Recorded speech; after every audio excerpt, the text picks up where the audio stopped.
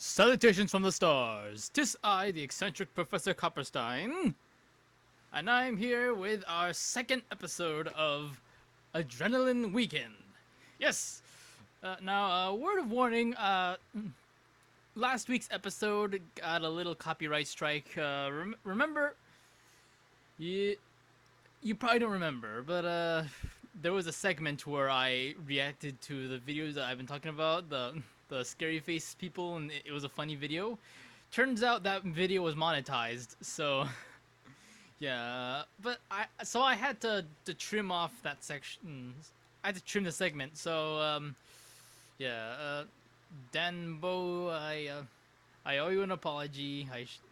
I should have known beforehand. So well, that being said, I'm gonna be more careful about what videos I watch. So let's begin the video. First video of the day. Okay, our first video is called Summer Job Scary Story. Now, let's begin. No, not that video. No.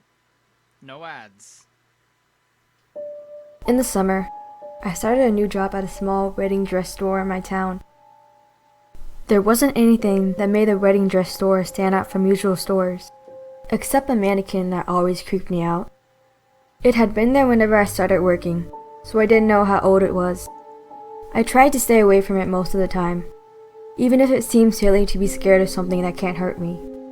The mannequin was so unnaturally lifelike. Her eyes were so dull, yet they looked so pretty. She had soft makeup on her pale skin, and she always looked like she was blushing slightly. And her hair was so beautiful, it almost looked real. She looked like an actual bride ready to get married any minute. Another weird thing about her was that she always smelled like chemicals, unlike the other normal mannequins. I never asked the store owner why she looked so real. He wasn't very friendly, and he didn't talk to me at all. Sometimes I caught him staring at the mannequin, which made it even weirder. This sounds familiar. Somewhere I don't know where. Mexico, I think, or was it some South American country? I don't know. Some country somewhere in Latin America. There was a bridal store, and they had a mannequin that people believe to be a woman taxidermied. I don't know the validity of that story, but yeah, I heard it somewhere in a YouTube video, which is why I'm still a little iffy about whether it's true or not. One day, I was working late, and I was tidying the owner's office. I saw a photo on his desk. It was a photo of him and a girl that looked exactly like the mannequin. I smiled, guessing that maybe he'd based the mannequin off his wife. I put the picture back and left the room. The next day, I was talking to my coworker about how sweet it was that our boss made a mannequin based off his wife. My coworker looked confused and said something that made me realize there was a much darker story behind the mannequin. You know his wife is dead, right? My heart dropped, and I looked over at the lifelike mannequin that stood in front of the store. That was definitely not a mannequin. Afterwards, I couldn't stop thinking about it. It was too much of a coincidence. After work one day, I decided to tell my best friend who worked at the police station. At first he told me I was just being paranoid, but he still decided to look into it. After more investigation, it was proven that the mannequin was actually the owner's dead wife's corpse, who had been preserved to look young forever. He admitted that the day before their wedding, she had been thinking of calling it off, so he killed her so she wouldn't leave him, then preserved her body. Don't kill your woman just because she doesn't want to get married. For all I know, she's probably just nervous. Give her some time to think it over, and if she wants to leave you, fine.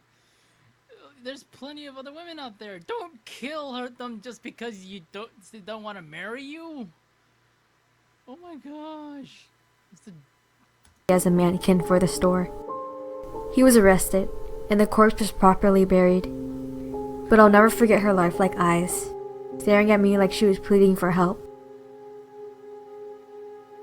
Oh my gosh. You're a horrible fiance. Yeah. This story, as predictable as it was it was pretty scary. I liked it. So anyway, let's see. Who's Sion? Let's see, did you do the La Poxquala? Yes. Yeah, that's what I was talking about. Let's see. Yeah, good job on the video. Anyway, so let's go to our next one, shall we? Okay. Okay, our next video. This is called Cake Horror Story Animated, and it was uploaded by 1C Entertainment. Last week, the video we made with the tall dude, the asylum scary story with the ginormous guy. That this is the same person who made that video. So let's go on and check out this one. This incident occurred when I just turned 12. It was a big day for me, since we were going to throw my birthday party. Everyone in my house was busy decorating inside. A lot of my friends and all my family members were supposed to come, so I was pretty excited at that moment. Later on, almost everyone had arrived, and I was waiting for two girls named Saya and Alania. They were twin sisters whom I just met a few days ago. We weren't actually that close to each other.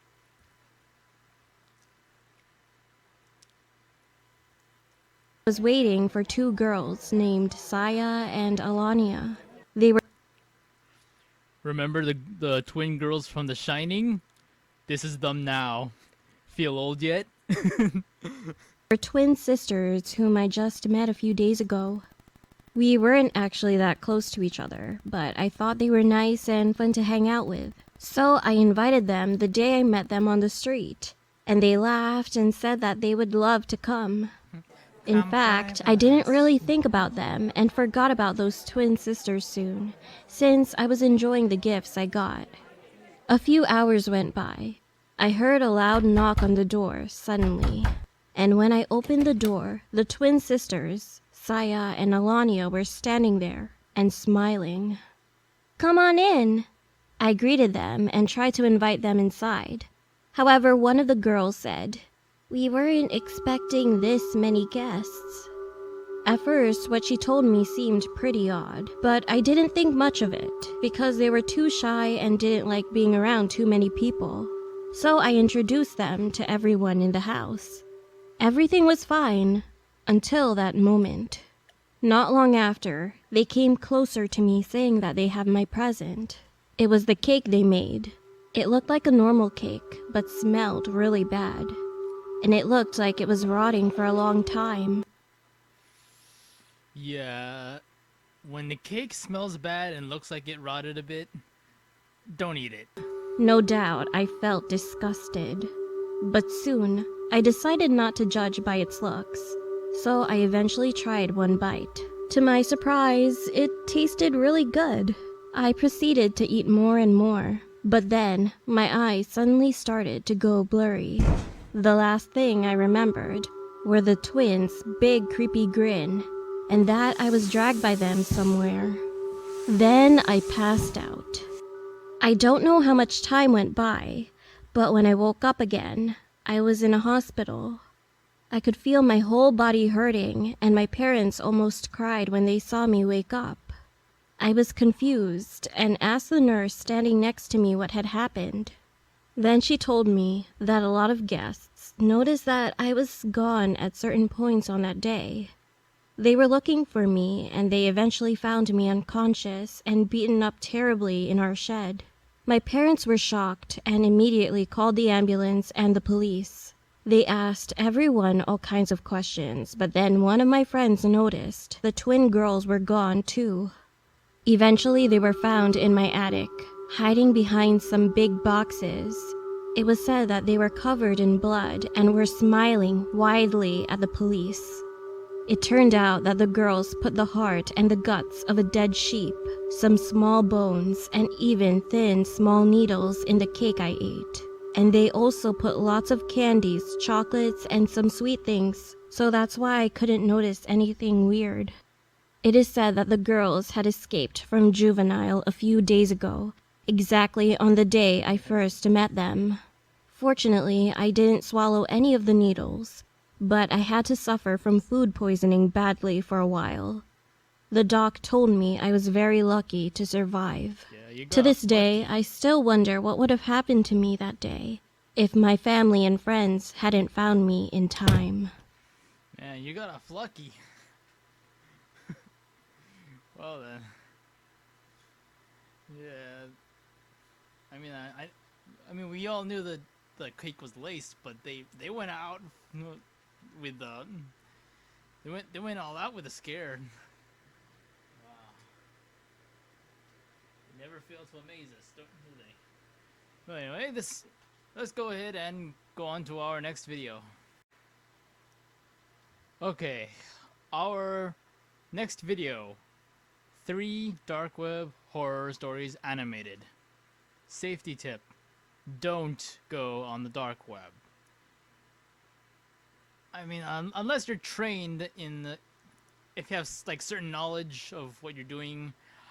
I don't have that kind of stuff, so I personally just never want to go there ever. So yeah. So anyway, we're about to see stupid mistakes made by animated characters. Let's begin. I stared at my bright computer screen. My eyes felt heavy, and my fingers trembled nervously with each key press. We'd already been awake for more than 5 days, during which time... What? 5 days awake. Spend that cerulean coffee. So much. I don't even know what was in that. 28 players had died. I don't want to die, Lewis typed into the chat. I'm not so sure you will. There's only the 2 of us left. I can't keep this up much longer.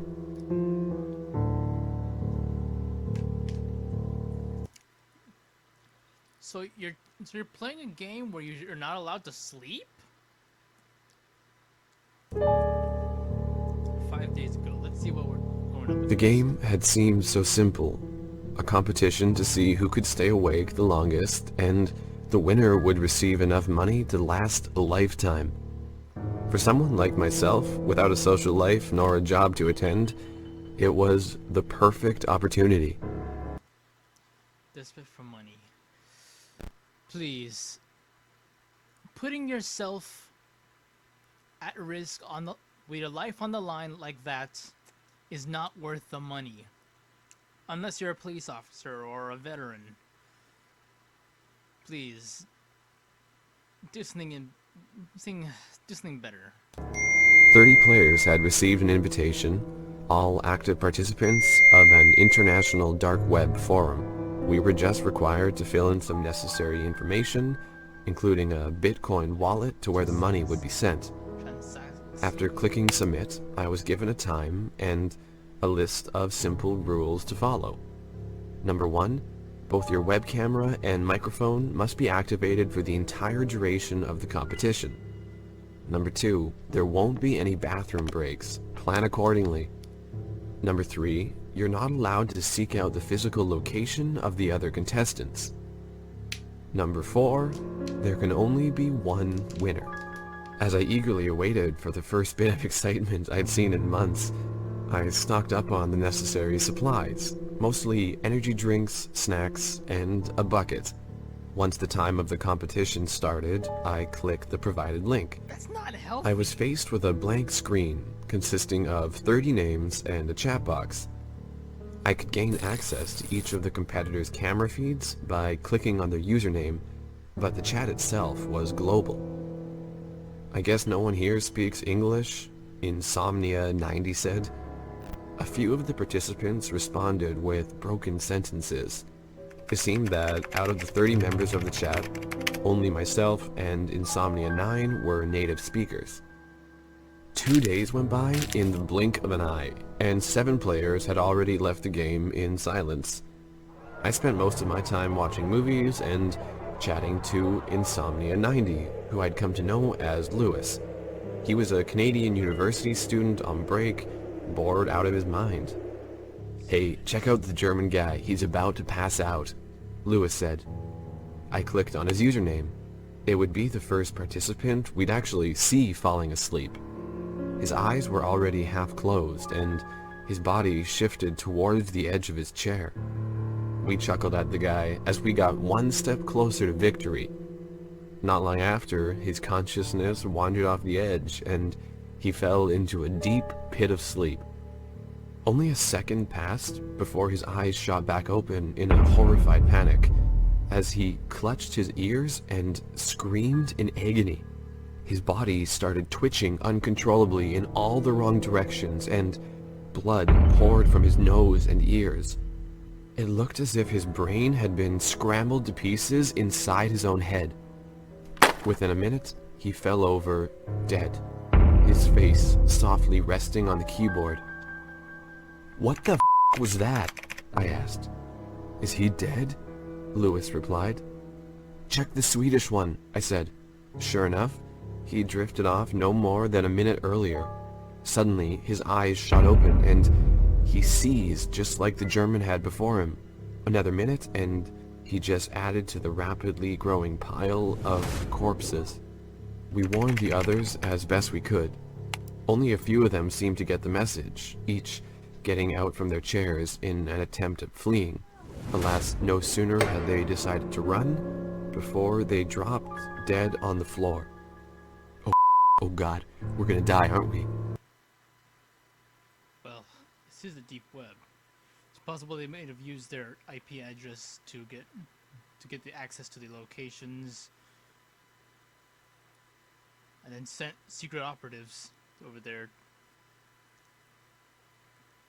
But the way they had to send some sort of signal, some telepathic signal that scrambled the mind.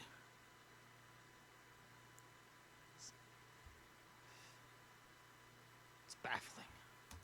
Lewis said. "I guess only the winner survives," I typed back. 3 days passed. During that time, we made numerous attempts at contacting the outside world. Phone calls, emails, messages, they were all blocked. Lewis and I were the only players left, keeping each other awake as we searched in despair for a way out. I already ran out of supplies, so if sleep deprivation didn't get me, dehydration would. Then I noticed that Lewis hadn't spoken in a few minutes. "Lewis, no, wake the f***." I called out to no avail. He had already died. As he left the game, I was declared the winner. 29 people had died, and I was gifted an unfathomable amount of cash. Since then, I've been searching for Lewis's family. Even if they weren't close, I want them to know that he was a good person up until the end. I'm so sorry. I wish it had been me.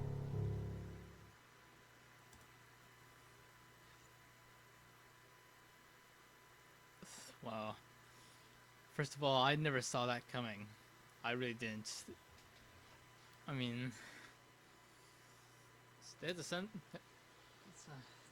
30 people to a competition and only one would survive.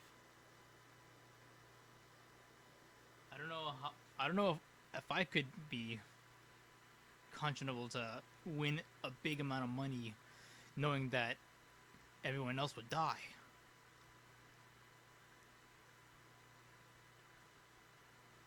This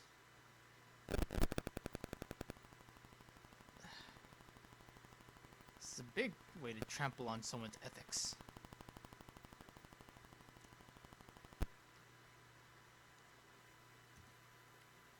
My dad was the greatest man I ever knew. He never shied away from helping others and always offered an ear when people needed to talk. When he was taken away from us at the young age of 41, it destroyed my family. Last week, I spoke to him again. And now I wish I hadn't.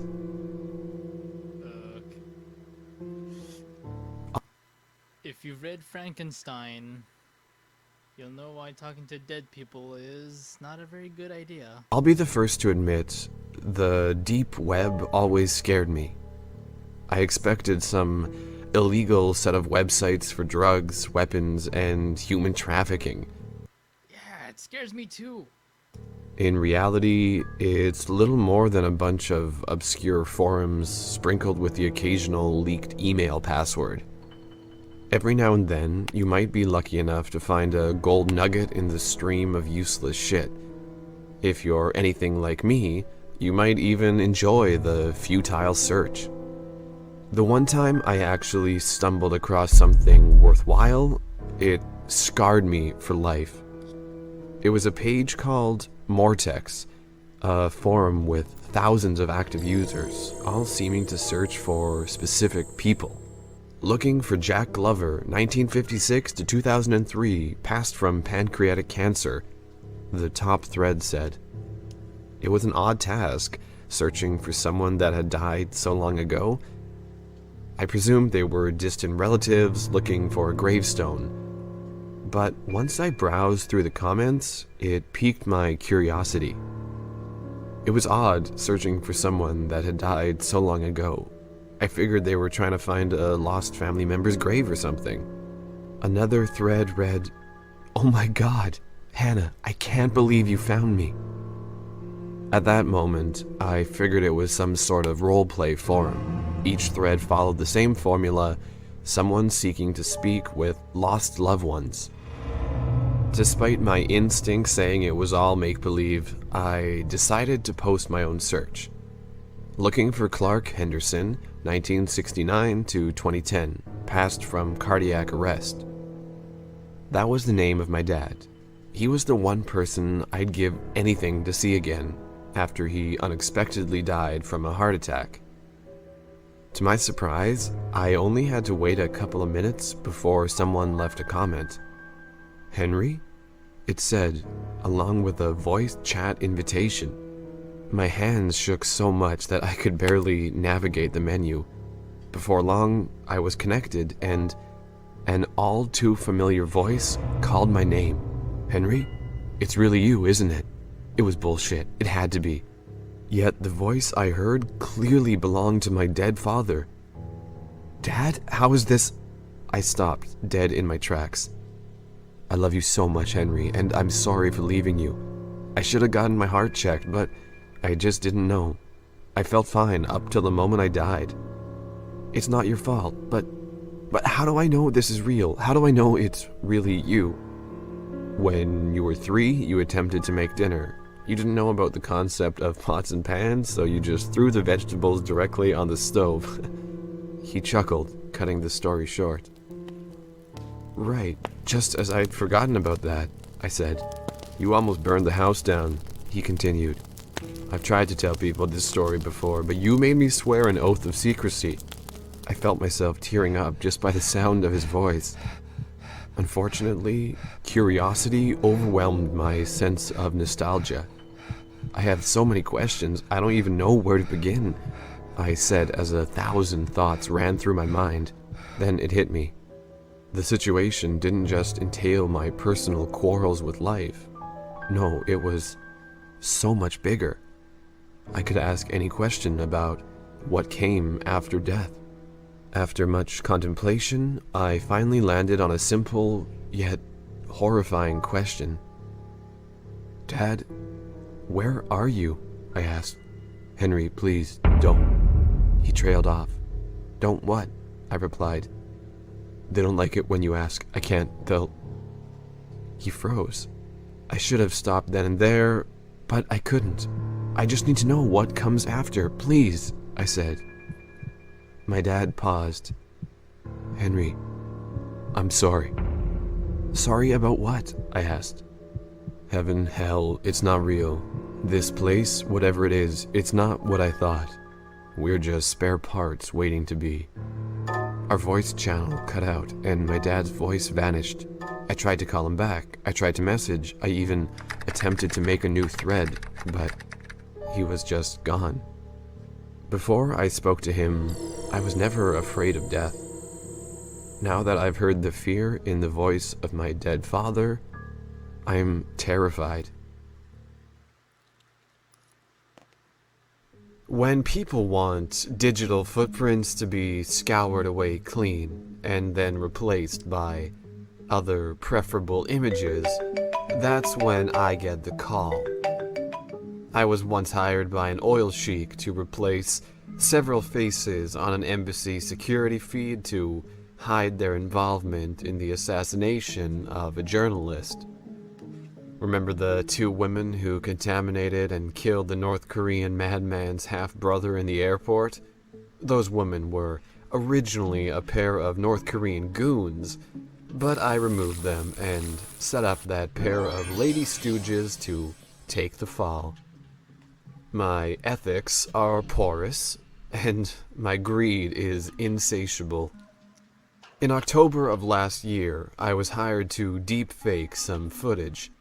A Black Ops team had infiltrated a top-secret lab in China and stolen some highly virulent bioweapon. The lab itself wasn't the problem. The team consisted of professional ghosts, entering and exiting like invisible ninjas, not a trace left behind in the lab's hardwired net. But then, the team leader did something so stupid, so outside his mission scope, that I was brought in for damage control before any possible leaks caused a tsunami of geopolitical fallout. He met in Shanghai the following day at the Ritz-Carlton with somebody well known in the world of presidential politics. This figure, traveling under the name Randall Mariani, is a former NYC mayor who now pursues shadow diplomacy for the current administration. Anyway, this guy was caught on security cameras in the lobby exchanging envelopes with the leader of the infiltration team. I was hired that night by a shell company operating out of the Cayman Islands that goes by the name of DeluxeDeepFake.com. They wanted every piece of digital evidence tying these 2 people together to be deepfaked, replacing the former NYC mayor with the son of the president's political opponent in the upcoming election. It left a bad taste in my mouth, but the money being thrown at me was This sounds so very much like something familiar going on right now. enough to buy Of course, they would resort to deep fakes. mouthwash in industrial-sized drums. However, that money never came through, because the moment I finished my deepfake, my computer suddenly fried. From motherboard to monitor, dead. Then the power to my house was cut. Then the guys in black, those same invisible ninjas that hit the Chinese lab, came busting through my windows. I'm alive because I work in a basement with an escape hatch. I snuck away. Now I live day by day, constantly looking over my shoulder. Coronavirus is spreading throughout the world. Someday, I'll get back online and reverse my deep fake. The world needs to know. Thanks for watching. You can watch a similar video here, and Well, shit. I feel like I saw something I'm not supposed to see. I hope I don't get countered by the CIA and shit like that. FBI, open up! Okay, well, anyway, let's go to our next video quickly before the NSA destroy this. Okay, our next video is simply titled Scary Video Don't Watch at Night. I have a feeling I recognize this green room with a rocking chair. But no worries.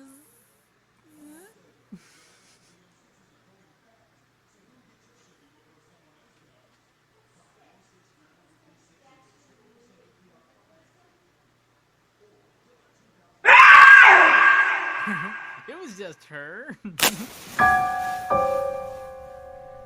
Let's see, two teenage girls. Bloody Mary. Ooh,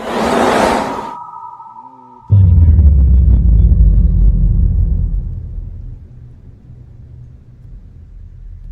Bloody Mary. Bloody Mary.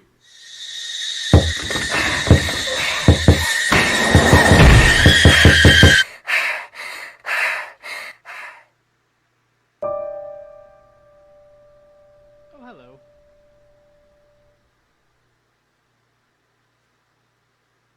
So is the trailer for this one? Oh, I remember you. That's a Japanese urban legend right there. It's the one she wears like those masks.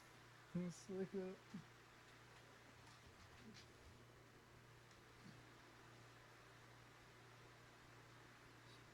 yeah, like these type of masks.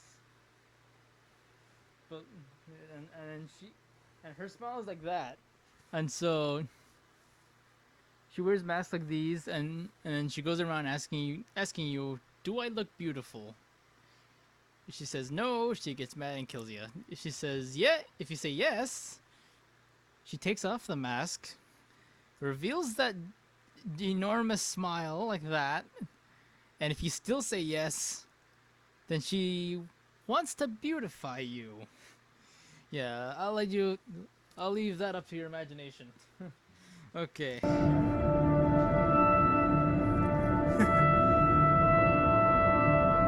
Let's see. Also, your tongue is real thin. Unless that's not a tongue. Let's see. So is the rest of the video just gonna be scary pictures?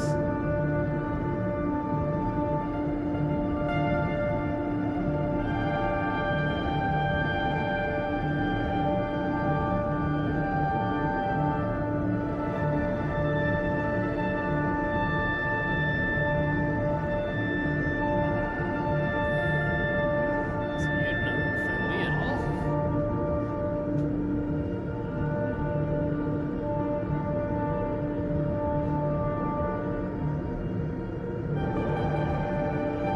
Oh, you were in the beginning of the video. Hi. You scared my viewers. Some of them, I don't know about that.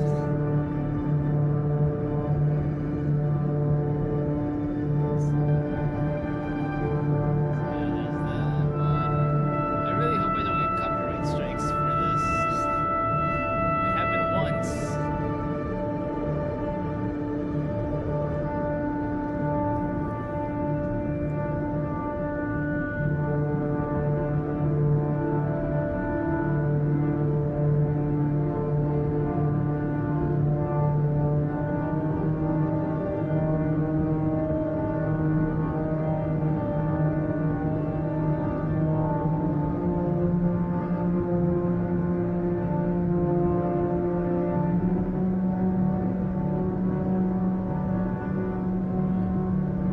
What happened to you?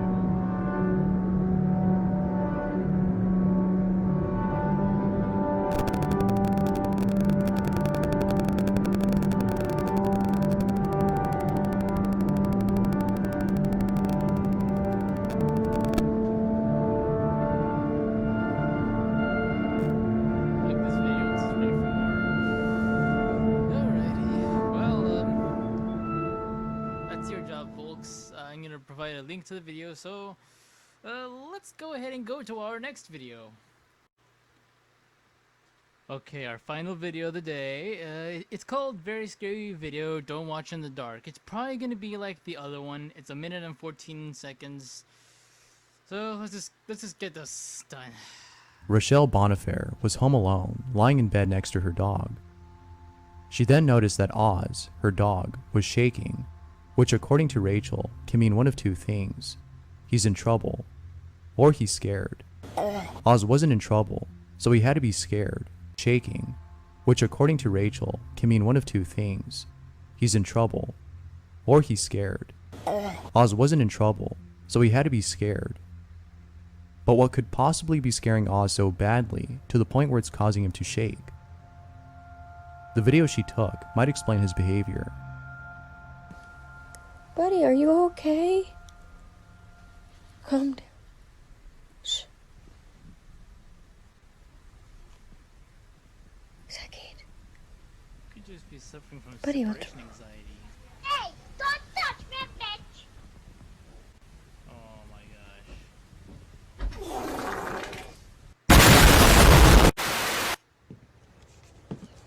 Okay, I had to cut that scene out, but yeah, this video's a troll.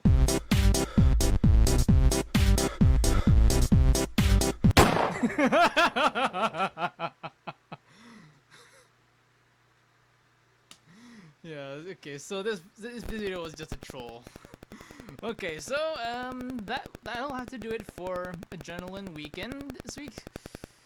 I'm so glad this video series has been resurrected.